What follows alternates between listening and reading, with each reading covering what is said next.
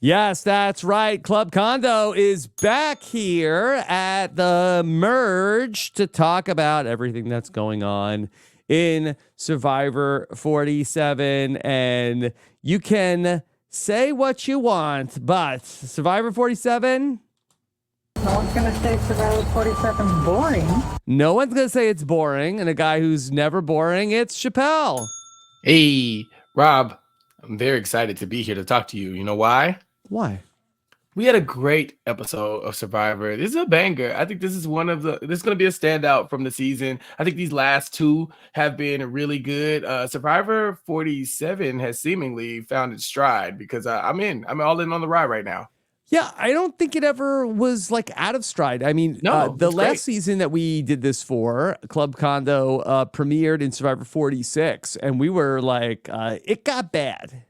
Yeah, we had the Ballad of Banu, and it lasted roughly 4 episodes. It was more like 3 episodes, but it was a long 3-episode stretch where it was like, "Hey, he's having a hard time." Then it was like, "Hey, maybe y'all should vote out Banu." And then by the third one, we're like, "Okay, he wants to go, let him go." And then he was there for one more episode, So it was really drawn out. This episode, we got the Ballad of a Fallen Hero, Rome here, and it was one episode of just the rise and fall of one of the bigger characters that we've seen this season. And a banger. I think that a lot of people felt a lot of ways about this episode. And so that is a good thing in Survivor because you will be talking about it. It made you feel something. Yeah, very Drew Christie, very what is it? Chris Noble. Chris Noble. We've seen this tell as old as time. And I like it. I'm not gonna lie to you. Anytime Survivor breaks the mold and just really highlights somebody, I'm always excited. So the beginning, the end, it was a great episode. Yeah. Well, starting with the beginning, we should have known that something was up when the episode started with this. Previously on Survivor. This Rome guy is playing really aggressive. Can I have a minute alone? No, it's Survivor. I don't have to. Really hard. You just threatened me. That's not a threat. That's an ultimatum. And you best believe Rome's causing a whole lot of ruckus. That's kind of dope. Yeah, he was. Rob, okay. Look. Okay. We saw a lot of Rome in this episode. We actually didn't see, I watched it again and I was like, we actually don't see that much Rome. We see Rome at the beginning and then we see a lot of Rome at the end, right? Like when the tables turn on Rome. Yeah. But the middle is kind of quiet. So throughout the episode, I wasn't convinced that just because we got that big moment at the beginning from Rome, the previously on, I wasn't convinced that it was definitely Rome. But all that aside, Rob, you were the original super fan. How would you have felt if Jeff was like, "Hey, Cesternino, today is your day. You can narrate the previously on, and I'm gonna use it in the episode"? You would have lost your mind. Yeah, I think I would have been very excited the first time I played. I think now I would say like this is a trap. I don't need to smoke. Yeah. This is a trap. I don't actually want this, but yeah. But I also don't think that Jeff would have let that happen way back when. Yeah. Back then it was Survivor takes itself seriously now. But back then it was taking itself really seriously. First of all, I had to beat those studio allegations. People were like, "It's made on a lot like Big Brother. It's not real. These people aren't really surviving." He wasn't having it. You were out there making campy jokes, singing songs that Survivor didn't have the rights to. You were breaking all the rules, and Jeff was like trying to let you know, like, really didn't, Cesternino, you're lucky to be here. But now Jeff is loosey-goosey. It is loosey-goosey. Not to say like too much back in my day, but I'll always remember I got in trouble at the first tribal council because I talked about like when I watched this on TV at home and they were like, "Hey, we don't talk about like when you watched it on TV. You're here. Right. We're not talking about that." Like, "Oh, okay, I got it. I didn't know. Nobody told me that." There was no meta to talk about. It was just like, you're not on TV. You're on Survivor, and then everybody else is looking at you through some type of like television window. But this is not a show. These cameras, these microphones, this production. It's not a show. This is real. This is real life. Now Survivor's like, this is a show. All the people who are on the show have seen the show. They know the show. They binged the show. They all have a story about when they started watching the show. So pretending that it's not a show doesn't do Survivor any favors. Lean into it. And honestly, I just couldn't think of a cooler moment for any one single Survivor player who's going to get eliminated. Like, if you have to go out, at least you get to be the face of the episode from beginning. Like, you bookend it, open it, and then even close it by hosting Tribal Council. Okay, so there was the big moment where Jeff says to Rome, okay, hey, Rome, you don't like the advantage? Why don't you sit in the chair and explain it? And it doesn't really take much. Like Rome's like, no, I don't think so. And, he's like, oh, you sure? Okay, I'm in. Jumps up, sits in Jeff's chair, and takes over for Jeff. Now, some people did not like this. Okay, so Mike Bloom posted on Twitter, Survivor Take Your Child to Work Day. Chrissy Hoffbeck said, this moment was a disrespect to the game. Nothing against the person in the chair or the person standing next to it, but ... no. I can see the ire, right? Because it's so against everything the Survivor used to be. It's so anti-Survivor to have someone sitting in Jeff's chair. It's almost like sacrilege, So it's like, oh no, that's a specific chair. That's for one person only. Jeff is the guy who can do this. But Jeff is having a good time. And Rome is literally Rome, the host. This is what he does. He does esports hosting. So he's dying for this opportunity. And I just thought it was really cool of Jeff to give him that. Again, Rob, in this situation, if Jeff tells you, first time you're playing Survivor, the ham that you are, you're soaking up all the TV time. You have more confessionals than any human in Survivor to that point. You think you wouldn't have gotten that seat? Sure, I think I would have. Back in my day, I had to make a fake Jeff seat to act like Jeff. But that I think that this is only done in the context of that Jeff knows he is walking out the door. That it is like a little bit of it's giving Make-A-Wish to, this young man who's not going to be here for much longer. We're going to let him have a special moment. And Jeff knows this, that something bad is about to happen to him.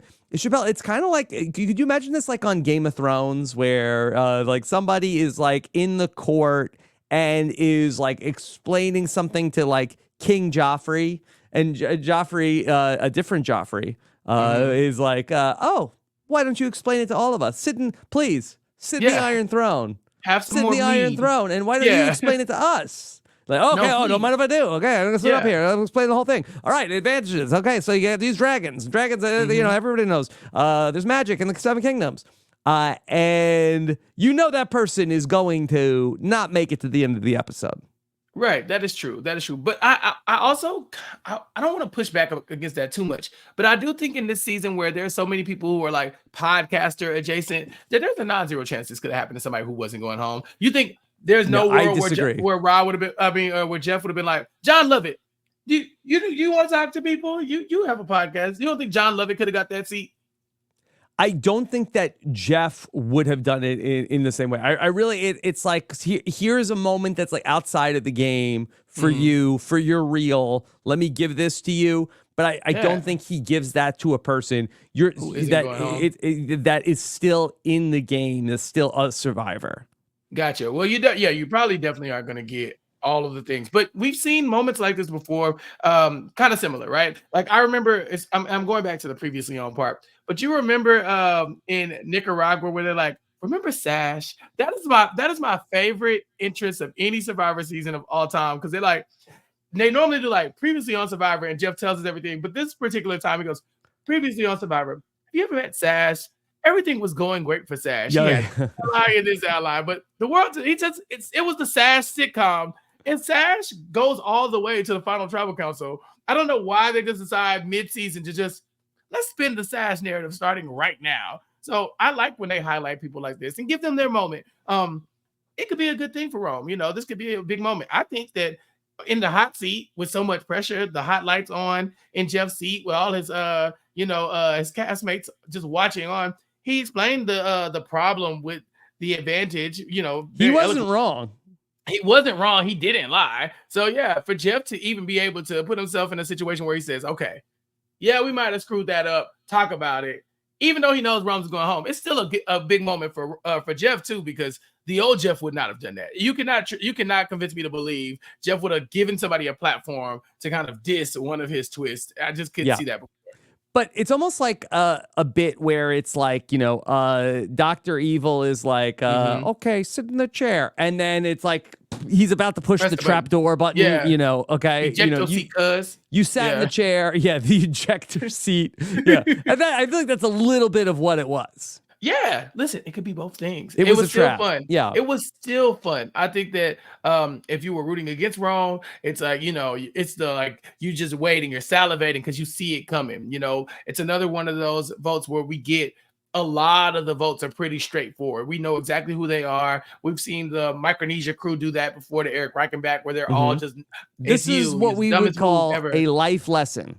Exactly. This is the dumbest move that a Survivor player has ever made, ever. Those kind of moments. We had one again. It's been a while. I like it. I like when they do stuff like this. So yeah. I thought this was a great moment. Yeah, I mean, it could have been a potentially boring vote. I don't know how many ultimately Rome votes there were. If it was like 9 to 2 to 1, or something like that. So it could have been a lopsided, boring vote. And Survivor did a lot to make this a fun episode of the show.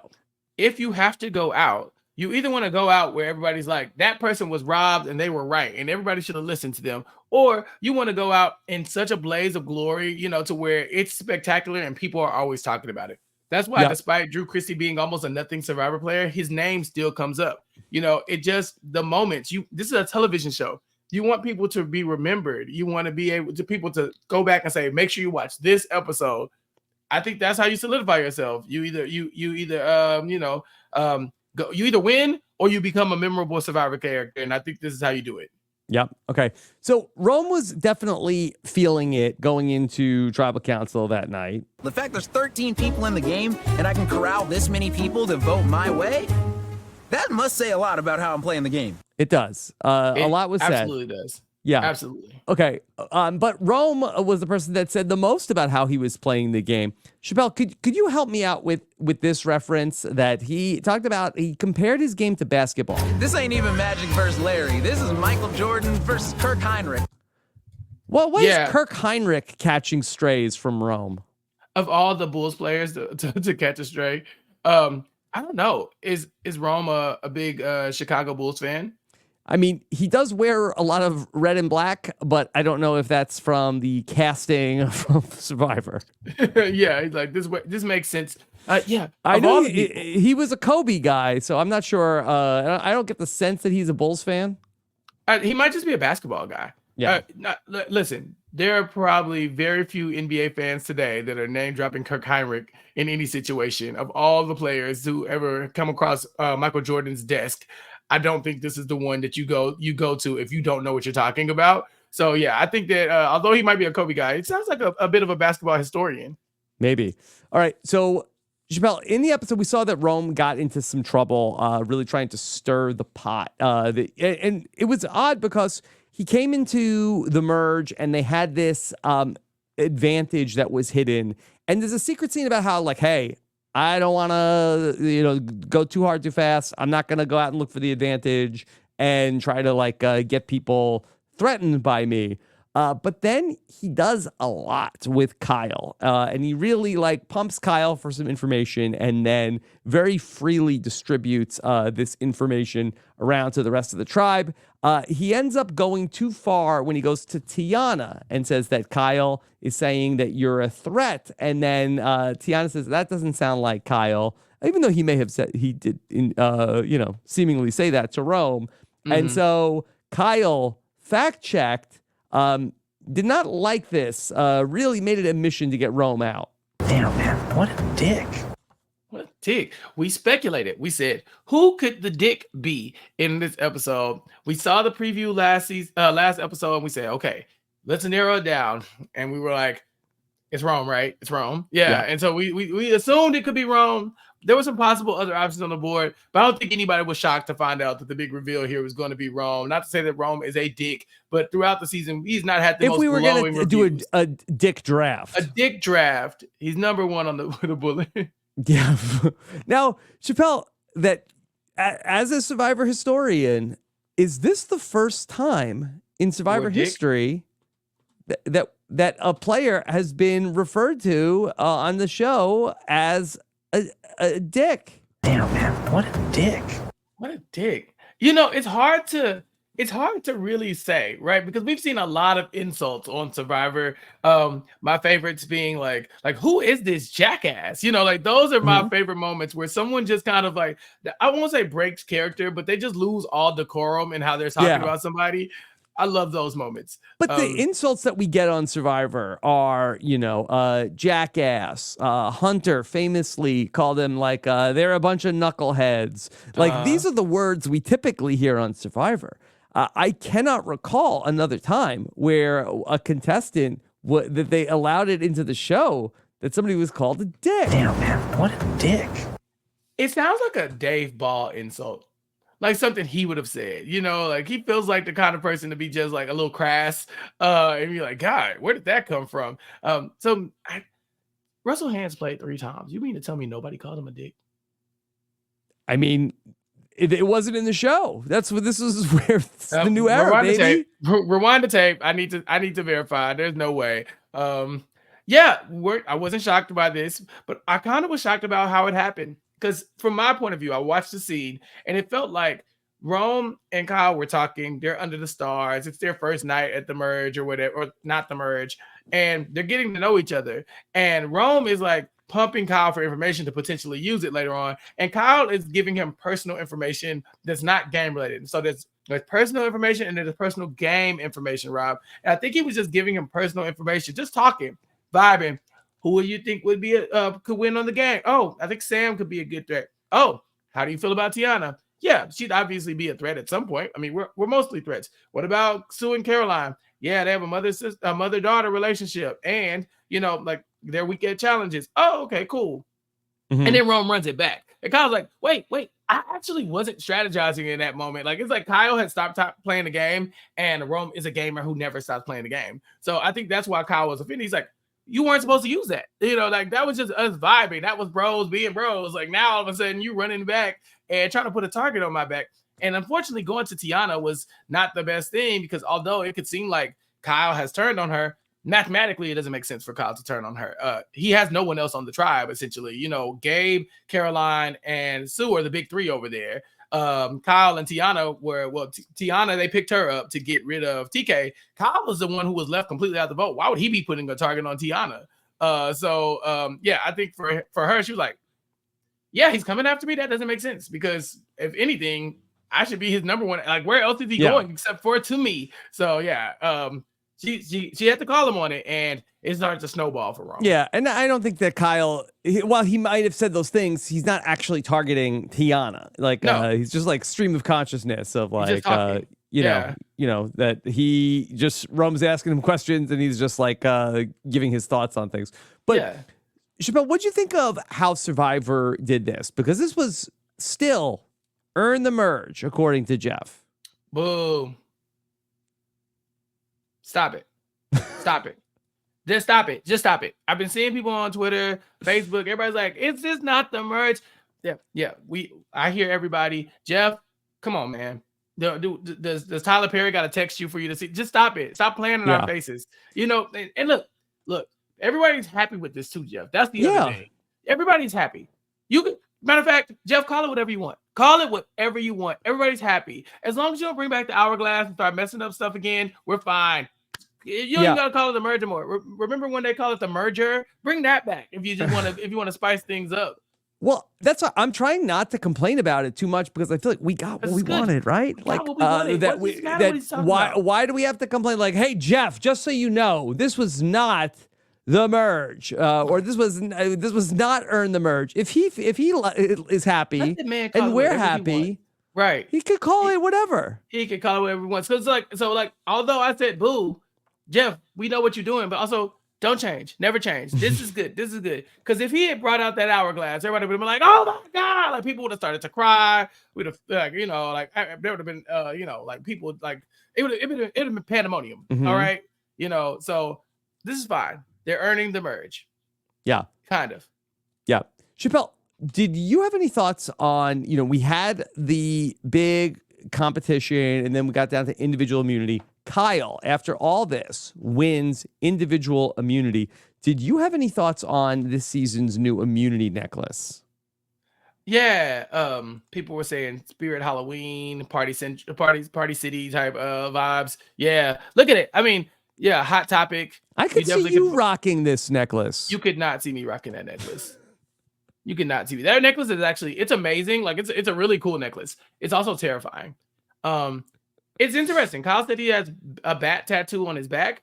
Yeah.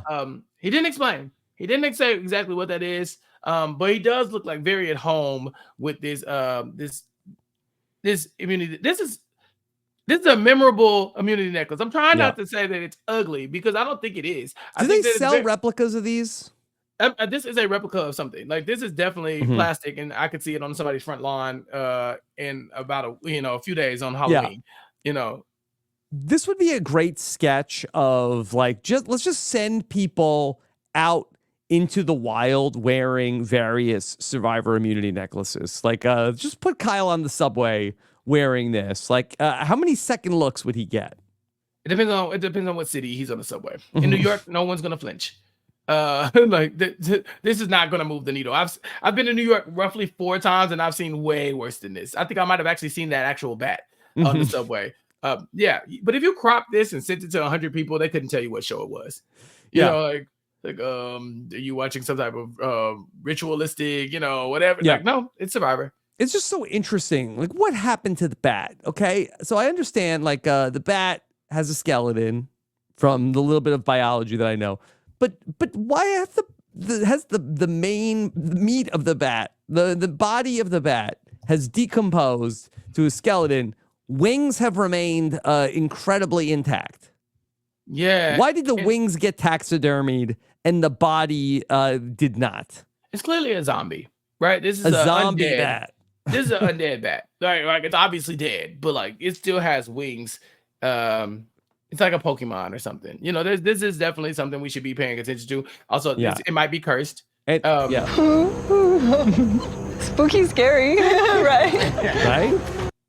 Omer invented spooky scary. He doesn't want to. He's trying to trademark that. He thinks Survivor's taking it and run with it. He's gonna hit you with a cease and desist for your Omer soundboard. said spooky scary before Genevieve did. He said he invented it. He said he's the first human to say those 2 words back to back. And I just but find not it hard on to believe. television. Just maybe Genevieve overheard him in Canada saying that. Maybe it's a small place. It's a small town. That Canada. But he claims that's his. I wouldn't be shocked if this immunity necklace is cursed. Let's track it. Let's see what happens to Kyle after this, because he didn't have a vote. Well, he gets the immunity necklace at the time where he needed it, and this is good because now he can put the the target on Rome like he likes to. I just thought it was very interesting though, the whole situation, because he does go back and he tells everybody, I'm the most honest idiot out here or something like that, right? Did he say he calls it a dumbass? A dumbass, I think. Yeah. Yeah, I'm the most honest dumbass out here. And in that moment I thought, no, I mean, not necessarily. I think you want people to think that. I think that was a very astute thing for him to do. It's like, I'm too dumb to come up with something like that. Are you crazy? Kyle is trying to play the game as well. He's throwing Rome under the bus, but it's not like he's not in game mode once he activates from hearing Rome telling his personal game business to other people. Yeah. Okay. So let's talk a little bit about then where Kyle was headed after all of this. That he got to go and visit the Merge Feast. Okay. The winner's feast in this case. And everybody got to go eat and then have a big meal. And Chappell, it was all about This is the year of charcuterie on CBS reality TV. It's having a big year. Like somewhere Angela from Big Brother just like fist pumped because she's the biggest fan of charcuterie that there ever was. I should be out there.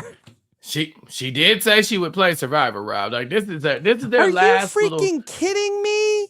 Yeah, this is their last. They're eating my charcuterie stuff. They're dangling the carrot, Rob. They need Angela to apply. They said, okay, sprinkle some charcuterie on the season and see what happens. See if she'll come back from the Big Brother streets.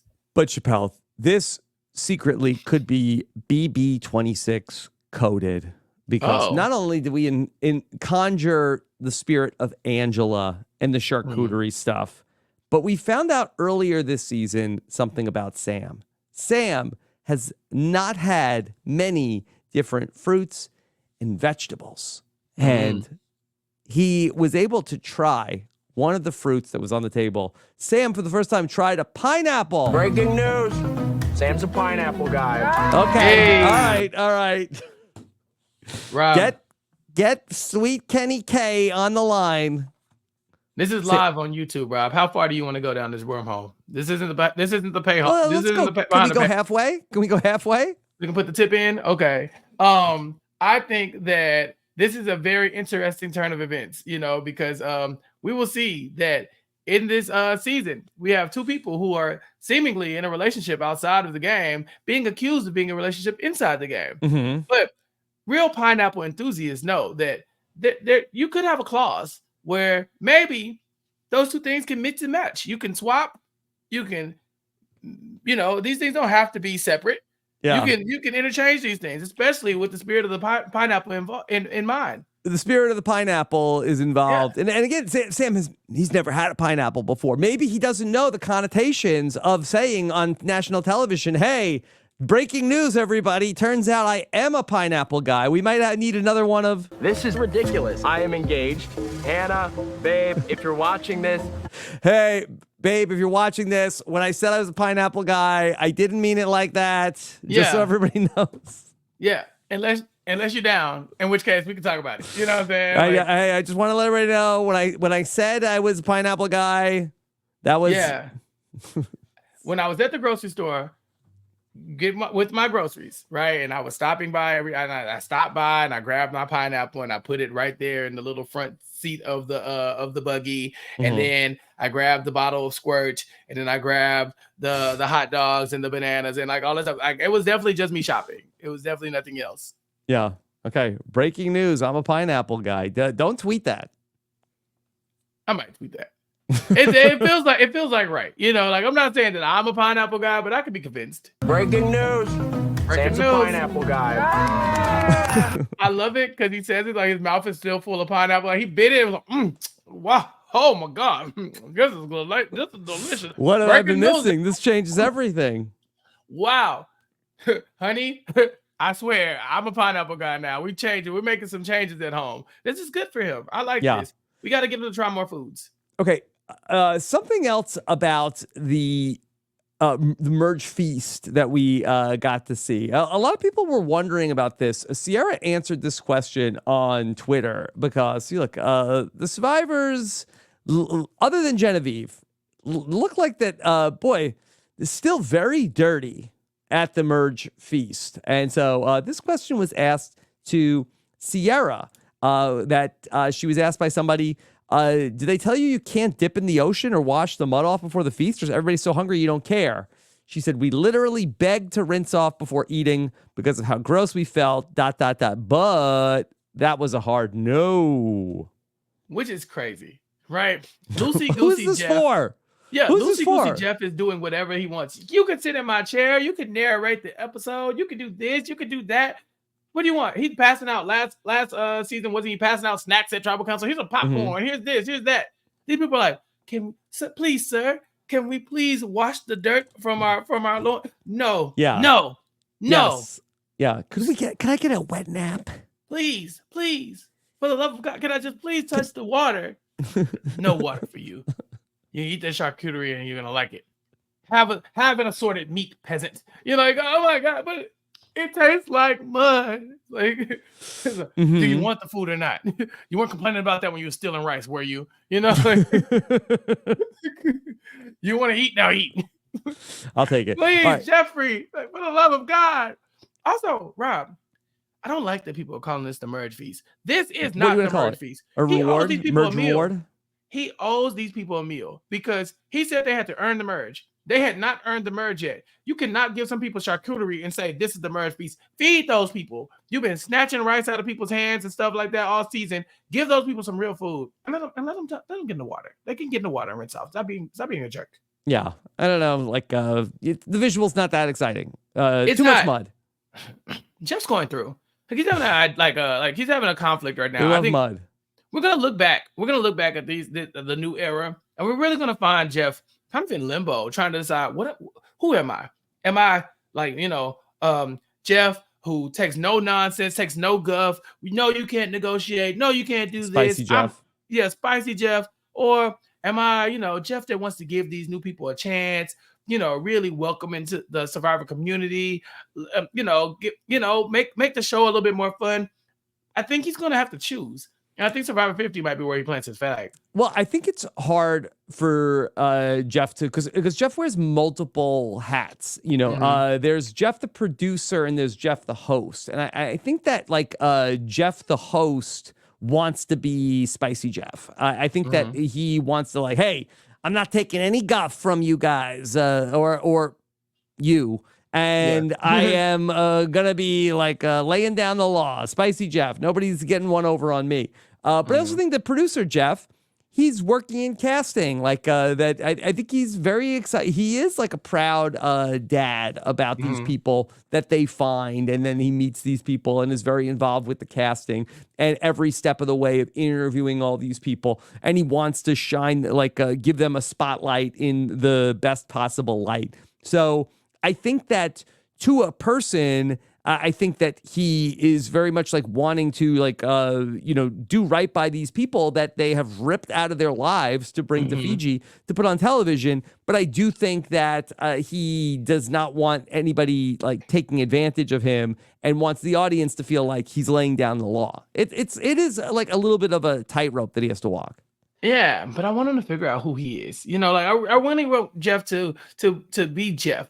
I want Jeff at Survivor 50 to be a character that we know. This unpredictable Jeff where today he could do this, today he could do that. Even that could be a personality, right? Where we're like, oh, Jeff, expect the unexpected. He might get that C&D from Julie Chen. But the thing is, you got Jeff, who we thought was okay, no nonsense. He said it like, I'm not playing that anymore. And we've seen some really big moments. So make me get my knife. But now it's like, all right, you can sit in my seat. It's all good. I have to be hard on you because I love you. It's it tough depends love, on the Jeff. day. You feeling lucky, punk? Yeah. See, that's what I would like. I want Jeff to start saying, try me. So whenever they ask for something, they show it. Can we please jump in the water? Try me. You're lucky I'm in a good mood today. Yeah. See what happens. Flip a coin. He's like Two-Face. He's like, flip his coin. No, you can't get in the water. Yeah. Sorry. Well, they already have Batman. They do. Listen, we can do this. Don't do this. We could do this. Jeff could be Two-Face. Okay. Chappell, also at the merge reward, somebody was having a lot of fun. For one player, it was Chappell o'clock at the merge reward. Hey, Teeny. Teeny was having the best time. Teeny, I can't have you getting too drunk here. I gotta get hold it together through tribal for me. Okay. Chappell, how closely did you monitor Teeny's sobriety the rest of the day? I was looking for moments, right? And I don't think I really got them. I've talked about this before. I love anytime a player gets drunk on Survivor because it makes no sense. It's definitely the last thing you should be doing. You have not eaten. You don't have your faculties already. We see that people are just like, it's really hard to think out here just from lack of food, lack of sleep, and the alcohol or wine or whatever is going to really take its toll on you. And so we've seen that manifest itself in plenty of different ways across seasons. You yourself as well, famously. And so for this, when Teeny like is downing the bottle, like just taking it to the head, I was like, yeah, Teeny, go. And then I was like, okay, now we're going to have a moment where Teeny is like stumbling over the words or whatever. And I'm just like, I don't think we got it. I don't think I got enough. I want to see Teeny doing the Davey, like pouring the drink on the head, like, or like Uncle Carl just like getting drunk with power and walking around like, no, I'll vote you out, damn it. Like that's the kind of stuff I like to see from my drunk Survivor players. Yeah, definitely a lot of great drunk moments. Big Tom, that was somebody else who drank a lot. Like they gave us in Survivor All-Stars just like a bottle of like, I don't know what it was. It was like scotch. They like just like sent us like a bottle of scotch at like a reward. Yeah, that's what I'm saying. He just drank it all one day, as he should have. Or even was it Bob Dog getting drunk and then passing out in Casa de Charmin? That's the kind of stuff that I like. So I was like, nah, Teeny, if you're gonna get drunk, make it a show. But I thought it was a very fun moment. Give the survivors more alcohol. The alcohol causes as many problems as the chickens. If we brought the chickens back, bring back giving the survivors alcohol. Yeah, I totally agree. That, like I said, it was a fun moment. It's and too I think tempting for them. It was a cool character moment for Teeny. I thought it was, but we didn't get like a follow-up. We don't get Teeny even just being like, oh, I'm hungover or nothing like that. You know what I'm saying? Mm-hmm. So I like it. And some seasons you get survivors getting drunk multiple times. I actually think there was multiple times in David versus Goliath where Carl and Davey were indulging. And so, yeah, I would like to see more of that. But yeah, this is a good episode for Teeny for sure. Chappell, I want to go back to Andy, and he's somebody who came into the episode really feeling like very high at the or on a higher high coming in to the start of the episode, and he was talking about the Annika Tribal Council. He said this: Tribal Council sucks. Not. Not. Are we bringing it back, Chappell? Oh, baby Andy. It's like, remember 96? Yeah. Psych. I love it. I'm so excited. And Andy, move X-Lax, you know. Yeah, he's feeling so good. He says like, oh, it was as fun as hell blindsiding Annika. But by the end of the episode, he realizes that, oh wait, I was the backup plan. Yeah, a little bit of a blindside for Andy too, right? Not as big. If you're gonna get blindsided, that's a small way to be blindsided where you're like, hey, something's fishy, something's a little off. It's way better than getting blindsided and just being like out of the game. Yeah. So, being blindsided is okay. Not. Well, look, okay, so here's the thing. I've been thinking about baby Andy's position in the game for a while now because I'm like, okay, does baby Andy have what it takes to go ahead and run this thing? Can he do it? And I was like, baby Andy, and I think he's talked about this in like interviews and stuff like that. His superpower is his self-awareness. Like he knows where he stands in the tribe.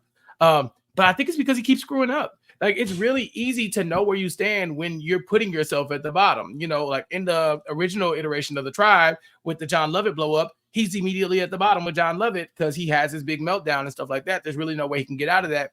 So for episodes, Annika and Rachel are just snowed because they think that he's at the bottom. He knows he's at the bottom. So he's clawing his way out of the bottom the entire time. So when he's out of the bottom, he knows now definitively I'm not in the bottom. He even goes into this fake merge knowing people probably think I'm at the bottom because of my meltdown. And then I'm not great at challenges and stuff like that. We find out that he gets picked last in the schoolyard pick, which will also confirm that he's maybe not the highest on people's list that they want to be on the team with and stuff like that. So in these moments, baby Andy is confirmed like, okay, I need to work. There are people who I need to be working with. Whereas a lot of people, they don't like, I think survivors have been saying lately, you need to go to tribal council because you need to see who is voting with you for real, because you don't want them to they've already flipped by the time you need them. Baby Andy knows who's not working with him at all times until this moment. Baby Andy does not get let in on the plan. I think it's a very curious choice for them to really allow baby Andy to be the backup decision anyway. I have some questions for Sam. But at the same time, when he realizes it in that moment, he's like, Sam, did you I'm the backup? Sam's like, I don't know. It's like, okay, now baby Andy, what do you do with that? We saw the same thing you saw. Now, what do you do? Are you saying that I'm in a good spot where like I don't really feel threatened even though I was a backup plan? Or I was a backup plan, thus they think I'm expendable. If Rome plays a shot in the dark or some type of idol, I go home. That's not okay. Do I start to make another move? I think that this could be a turning point for baby Andy. Yeah, I've said like it's hard to come up with a different name there for Sam. That Rachel is there, so I'm not sure necessarily who else you throw out of the people that weren't there. I mean, I think you also risk alienating like the Tuku people by throwing out one of their names, and so you had also Genevieve. Genevieve was there. Was Saul back at the camp? I'm not sure. Yeah, Saul was on the trial. So I guess you could throw out Saul, but I don't know. I think that maybe Sam was just feeling like, because we see him talking to Saul. He actually says to Saul, like, hey, I'd rather keep you around than Andy, but he might have been just saying that to Saul to keep him from feeling good. I just think the mistake was not giving Andy the heads up that, that you're going to get some votes tonight. Yeah, and it wasn't like Sam brought up baby Andy's name. I think that again, I think it of the was people Sue. I think Sue brought it up. Yeah. But that's the thing. Most of the people think that baby Andy's on the bottom. So Mhm. they're like, Sue is like, so it's Andy, right? Like we get with Andy. Y'all clearly don't have any issue losing Andy, right? It's a loose cannon. You can't saw. What are you doing? He got picked last. I'm here. So he can't be me. So how about the other person who's picked last? And like you said, if Rachel's there, he can't be like, actually, we kind of hate Rachel. So she can go. And also in Survivor 46, we saw that when you push back too hard on a name, then it's like, oh, we have to get this person out now because you don't want to give up Mariah? Okay. Let me write that down.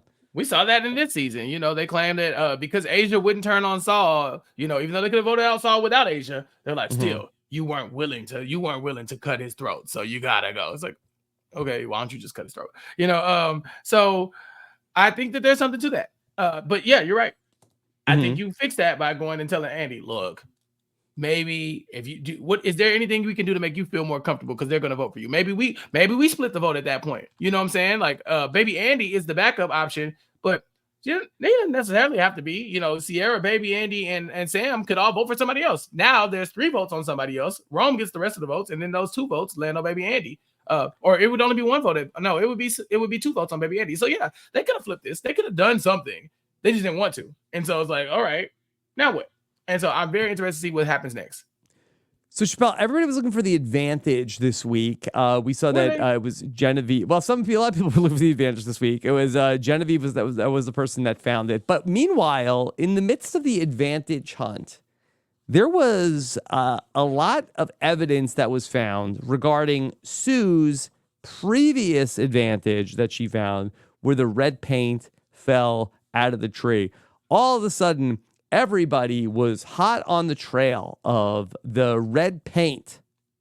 Yeah, this is the gift that keeps on giving. Yeah. Because when it first happened, it was like, I bit my tongue. And you're like, okay, something's weird, something's off. But then for it to come back around, what happenstance, right? That they just happen to merge on this exact beach. They could have merged anywhere else. They're like, nah, y'all are staying here. The producers knew. They knew what they were doing. Y'all are staying here where the red paint is. And we're not going to give you any clues about where this advantage is. We're just going to say, just search the entire forest for something that looks out of place. So they're like, oh, okay, I guess I'll do that. It was kind of brilliant. Yeah. God, I mean, a stroke of genius. Said, all right, where should we hide the advantage? Advantage? Just put it in the ocean. They'll look in the wood. They'll look in the woods. We'll get a lot more from that. What advantage? We might not even hide Sue one. Sue knew something was coming, Chappell, because they said, oh, they're coming to our camp. They're gonna search my bag. Like, well, that's why. What the hell is she talking about? I was so confused by this. So let's say, okay, we have merged. Yay! All right, Blue Tribe, empty your bags. What? What do you mean? Empty your bags. Why? Well, we're here. You got to make sure nobody has an island. We'll empty ours. Everybody dumps their stuff out. Your turn. It's like, oh God, she empties it out. Okay, so it looks like you have an idol in there, but it's not covered in paint. You're good. You're good. It's like she was like, I need to watch it in case they. Why? Why does it need to be clean? I still don't understand I don't understand the solution here for like, whoo, okay, she's got an idol, but at least it's not covered in paint. Yeah. I don't know if she was just sort of like thinking it through in her head of like, that there's the red paint, that I have the thing with red paint, so they're going to end up going through my bag. I don't know if she like had made like a mental leap that we were not clued in on. Like, Sue, what is this? Like, that's just something I found on the island. Oh, really? Because it's red. Like, It's like, all right, Sue, come on, man. Washing it. How about you just go hide it? You know they're coming. If they're gonna check your bag, I have an idea. Put it somewhere else. Yeah. Yeah. How about that? How about you go bury it somewhere that's not covered in red paint? You've been here longer than everybody else. It's you just put it wherever you want it to be. You know what I'm saying? So yeah, we end up on this who done it or like mystery thing where they're all like looking around like, Jinkies, we found this pottery. It's covered in paint. Oh my God, there's paint over there. And the whole time Caroline and Tiana are looking at each other like, okay, all right, this is starting to make sense now. I see what this is. But how long do you think it takes to get a bunch of Survivor players to get off the scent of that? Because you find broken pottery covered in red paint in a forest, and someone's telling you there's an advantage out here, and the people are just like, nah, I'm tired of looking at it. Like that would be like the biggest clue that you could get. Yeah. Well, I think that the good news for Sue is that this is a time in the game when a lot of stuff is going to start happening. So they they have that like one random day of like doing nothing, just looking about the advantage. So sure, big topic of conversation. But then they had the reward challenge and the immunity challenge. And then they went to tribal council. And then I think that this next episode, it seems like from some of the promos that it's going to be the split tribe twist where we're going to do 6 and 6. And that's going to be like a whole like one day. So a lot of stuff is going to have happened. And maybe there's a chance for Sue they kind of forget about this stuff. Yeah, and Caroline does know that Sue has this thing, so maybe she can run interference a little bit. I loved Caroline telling Sue that she had it. First, Caroline's like, "I'm so proud of Sue. She's doing it. She's out here playing Survivor. Look at her. Let me go tell my girl that I'm in on the joke. Hey, you good with me? You good with me, Sue?" And Sue's like, "Why?" Say, "Sue, come on." She's like, "What? Sue, the red paint. Yeah, your bag. You were cleaning a random item earlier. I know what's going on." Sue's like, "I don't know what you're talking about." She said, "Girl." Yeah.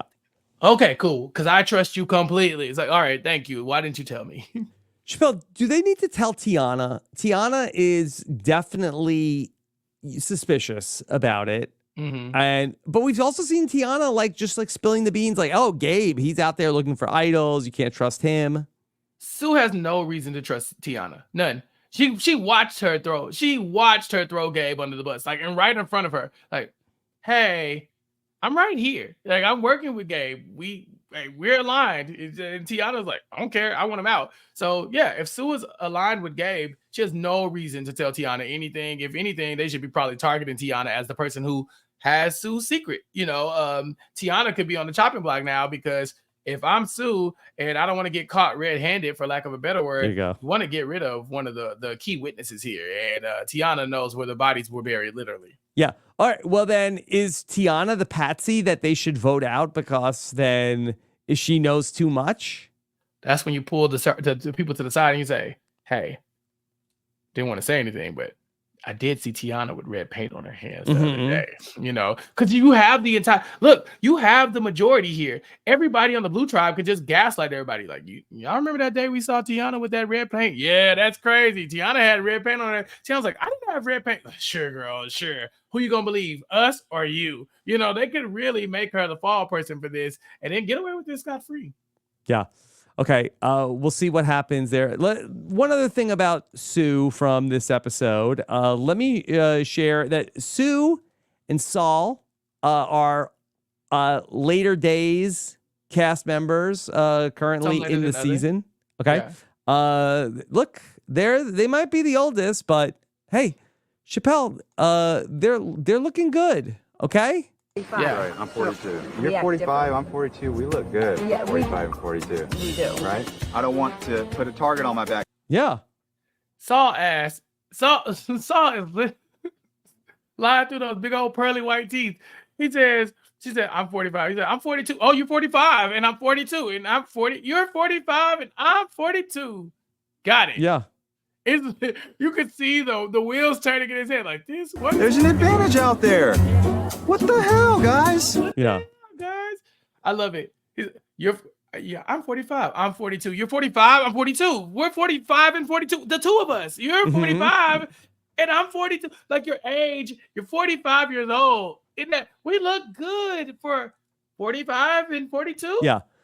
Chappell, I think that this is a scenario that we are not really prepared for in life. And maybe you have different lived experience, but like I feel like in real life, we don't meet a lot of people that are just blatantly lying about their age. Yeah. And have you come across that? No, not really. No. I mean, Bryce. But like you don't really meet a person that's like a certain age. And it's like, yeah, I'm 22. Scally swears he's 25. Yeah. Scally, stop it. Yeah. Yeah, come on. I don't think we're trained on how to deal with that. No one is trained. And it's such a it's like the lie is not a good lie because like Sue, she looks very good for her age, but also she's like, I'm a grandma and stuff like that. Like, so it's kind of like, it's like you can be a grandma at 45 for sure. Yeah. But if you're walking around like being like the grandma, people are not going to give the grandma title to 45-year-old. It's like, well, Laura Moret was a grandma at 45, you know, but she wasn't like, I'm a grandma. She was like, I'm Laura Moret. I'm the hot mom, you know. And so Sue was giving like, I'm the granny. And so when I'm the people come gilf. to her, see people come to her, and her reaction is like, no, we're about the same age. People are like, but I've talked to other people, and they definitely tell her that you have like, you know, your lived experience doesn't line up with a 42-year-old, 45-year-old. Should tell people, hey, I'm 45. Not. Yeah, like I'm not 45. I'm a carpenter. I do tile. You know, like, just start blatantly lying and then just like switching up. And they're like, no, I'm joking. I'm totally But 45. Chappelle, this happens a lot on reality TV where people just like say that they're a different age, like Bowie Jane last season on Big Brother 25. Bowie Jane lied about her age and then had two women who were older than her laughing at her about her age. Bowie Jane's like, what'd she say? I was 38 or something like that. I forgot what she said. Something like that, yeah.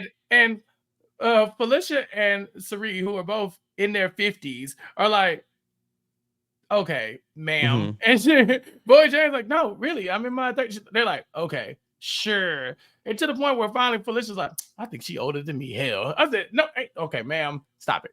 She ain't older than you. But it is something that you don't want to put a target on your back. You don't want people to say, well, you're older, thus you are weaker, or you're older, thus we can't let you get to the end because you are going to have a cool story, or you got grandkids, or you got more need for this. You want to put yourself in the same, you want to be as like relatable as possible, right? Yeah. There's nothing that can separate you from everybody else. So Sue's doing the right thing. I just think Is she has she to though? lean What is it buying her that she's 58 and telling people she's 45? No, I'm not saying the lie is the right thing. The lie is the wrong thing. But I think that trying to make herself fit in a little bit more is the right idea. But just fit in. Why do you have to lie about the age?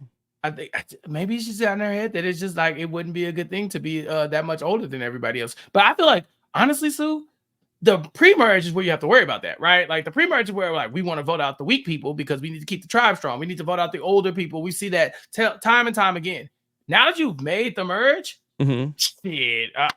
Like, hey, I lied, everybody. I'm not 45. I'm 65. Yeah, and everybody's like, what? It's like 65. You're like, yeah, I'm 65. And honestly, I'm not really good at these challenges. I'm 65. Frank, I might be 70.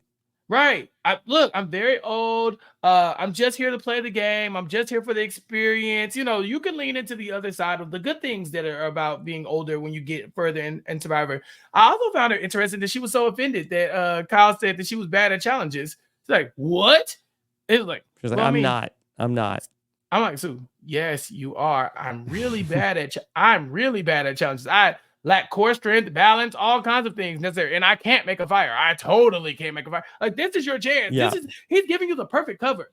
The bad spot is the thing he told the truth about, which is you and Caroline have a mother and daughter relationship. That's what you should be stomping out. But like, I don't even know her. What are you talking about?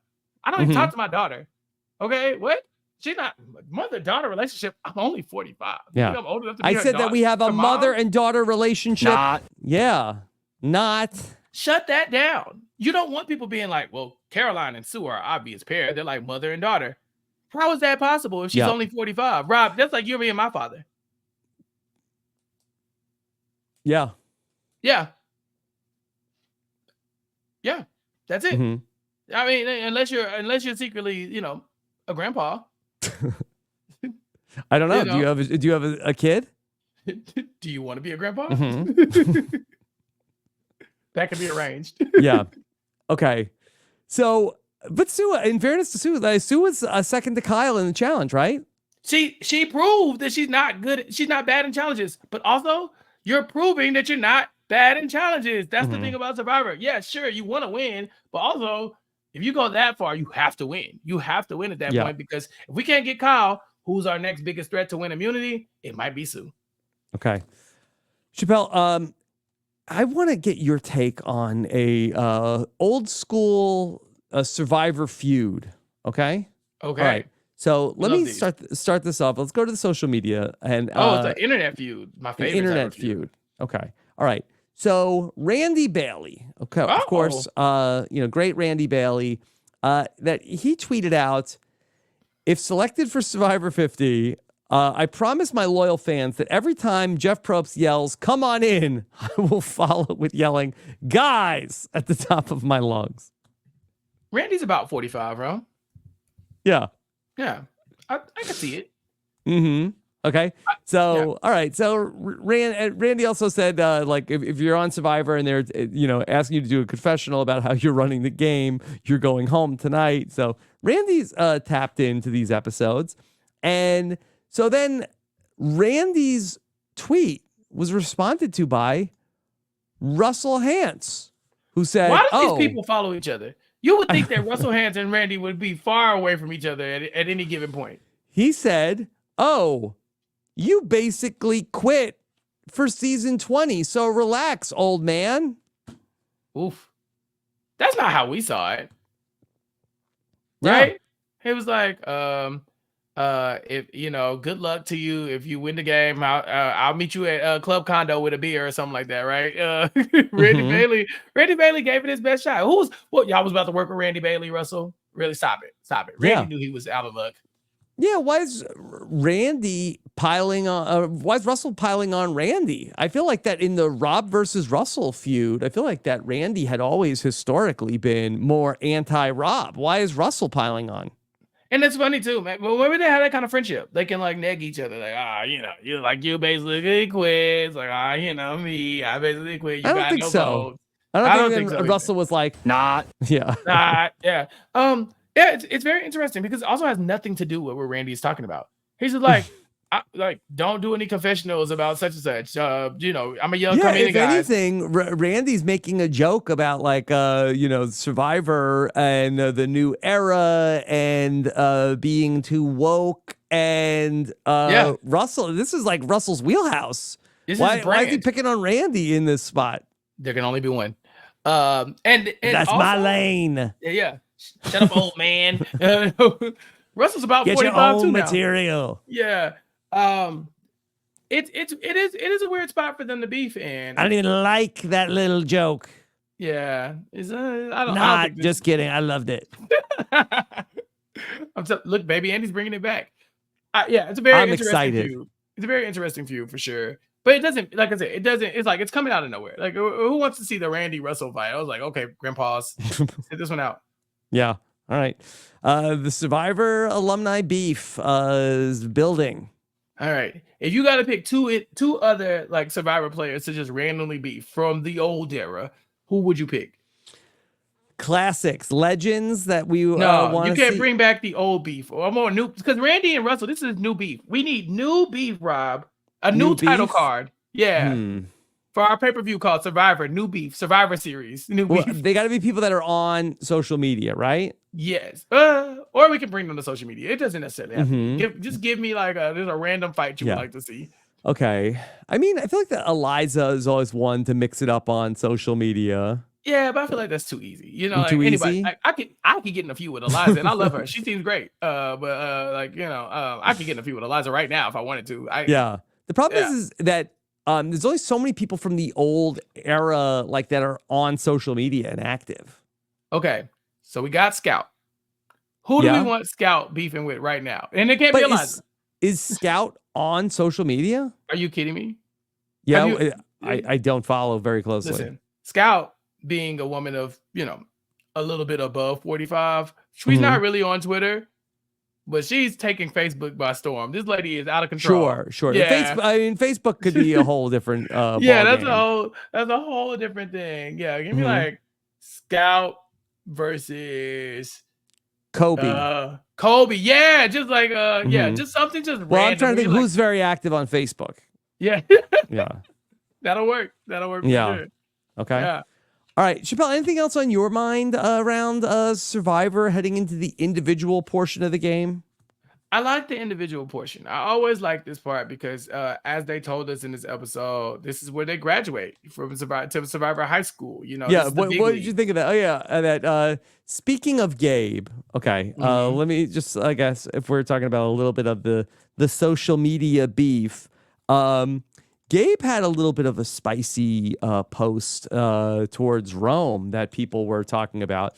What do you think of this post that was from Gabe, who posted to Instagram, "Hope Jeff's seat was comfy," followed by a screenshot of all the Rome votes. It's just like a Randy and Russell beef where they're like, I just like messing with you, or is this like you feel like this is just like a real jab at Rome? I don't know, and I feel like Gabe and Rome had seemingly no, interpersonal conflict in the entire show. Yeah, I don't know. I've been listening to Rome's exit press, and it's a little spicy. Well, maybe is Gabe a Kyle defender? Like, perhaps. Well, he obviously spent much more time with Kyle than he did with Rome. He says that Gabe said Kyle could be his limo driver. He said he could be his limo driver. They are going to work with each other. Get my limo driver's name out of your damn mouth. Right. Assuming Kyle makes the jury, and Gabe makes the jury, then they're going to spend way more time together than Rome would have as well. So there's a bigger bond here. So maybe he's just protecting his guy. But that was very shady. We saw all the votes, and there were a ton of Rome votes, including the votes that obviously we knew were for baby Andy in case of a vote split, or so. I mean, in case of a split the vote in case of a shot in the dark or something like that. Also thought it was very interesting that Rome was talking about his the ability to know, like, it could be me tonight. And this is my favorite type of Survivor player. The one who says, who do you believe, me or your lying eyes? Because we see Rome. saw. Baby, it's gonna be you. And I know it's gonna be you specifically because I set this all up. So as I write your name with no fear that it's me, I'm actually going to write down Sam because I don't need it to be you. Rome said that, like, listen, I knew that it was going to potentially be me, but I don't know. Is it like when we're saying this ain't even Magic versus Larry. This is Michael Jordan versus Kirk Heinrich. Or it could also be Michael Jordan versus LeBron, and it could go either way. So it could be Mike versus Kobe, depending on your preference. Yeah, no. This was definitely like it was the like saw. I know it's gonna be you, dog, but I'm so comfortable that I'm gonna be feasting on Saul's bones tonight. Right. Or I could go home. Yeah, I could go home. But you know what?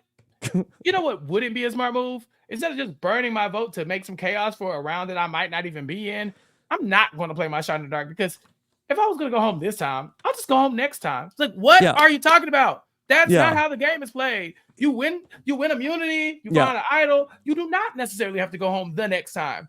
Chappell, in fairness to Rome, that his confessionals could have been edited differently. He could be like, hey, I am running the game. Everybody's eating out of the palm of my hands. Not. Right, not. That's and they cut off the not where he said that. The not. It is the most damning voting confessional that we've had in a very long time, because no one asked you for this. No one asked you for this extra information. When you go in and vote, you say something like, I'll be the same. You get here and you say your goodbyes to the person you're voting for. You do not outline your master villainous plan and tell us that there's no world where you're going home, and then tell us afterwards it was like a 25% chance. It was like, stop it. Chappell, people were saying Survivor 47 was getting too boring. No one's gonna say Survivor 47 boring.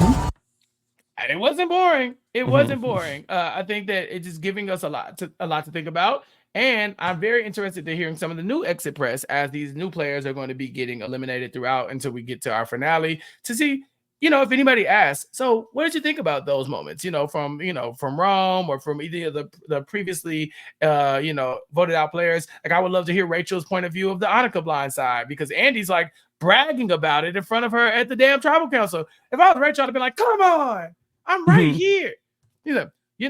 Oh yeah, tribal council's not fun. Andy goes, that was great. I love blindsided Annika. That was fun as hell.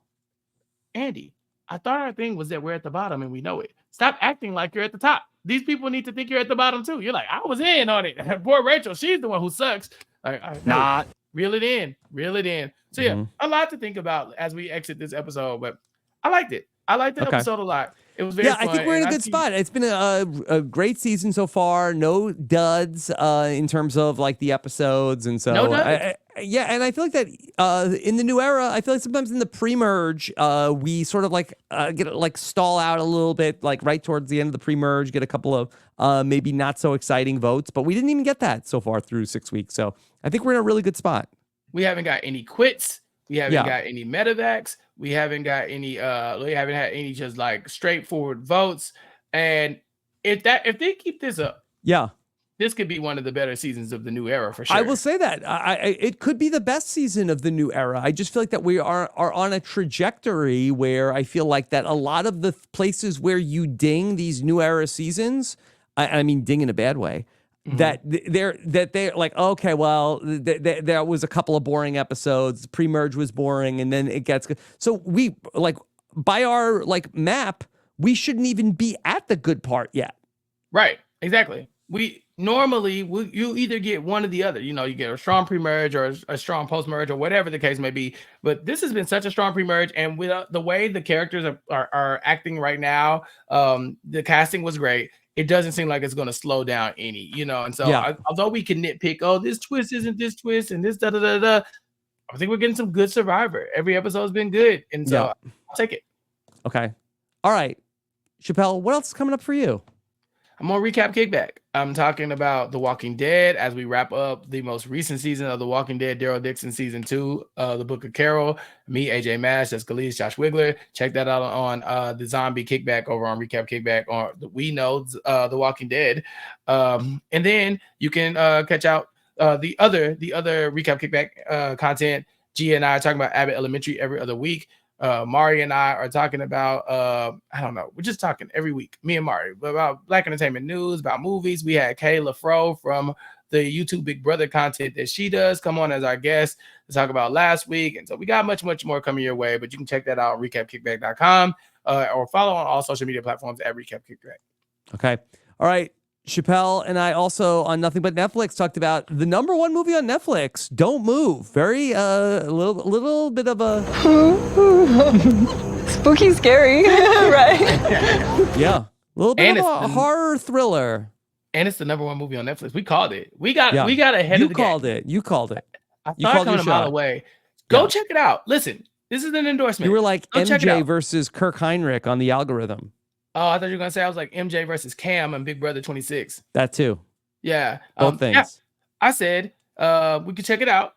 It's a very interesting movie. Rob and I had a great time talking about it, I think. And so check out Nothing But Netflix to hear about that and more. Okay. All right. Thank you so much for joining us here for Club Condo. Take care, everybody. Have a good one. Bye.